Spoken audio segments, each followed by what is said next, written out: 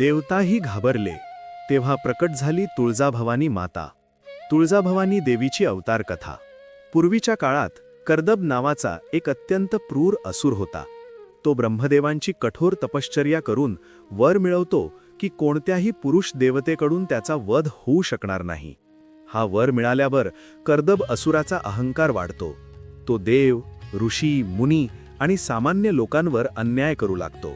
पृथ्वीवर हाहाकार माजतो. देवता फार त्रस्त होतात. सर्व देव आदिशक्तीची प्रार्थना करतात, हे जगन्माता, या अत्याचारी असुरापासून आम्हाला वाचवा.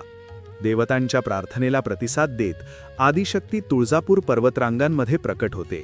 देवी अत्यंत तेजस्वी रूपात प्रकट झाली. हातात त्रिशूळ, कपाळावर तेज, चेहऱ्यावर करुणा व पराक्रम. देवीने कर्दब असुराशी भीषण युद्ध केले. अखेर देवीने कर्दब असुराचा संहार केला. देव आनंदित झाले. त्यांनी देवीला विनंती केली, हे माता, आपण इथेच वास करा आणि भक्तांचे रक्षण करा.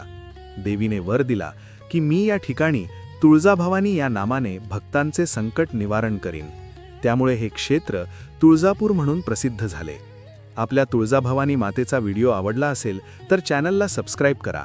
त्यामुळे आम्हाला अजून नवनवीन माहिती आणि व्हिडिओ बनवण्यासाठी प्रोत्साहन भेटेल. धन्यवाद.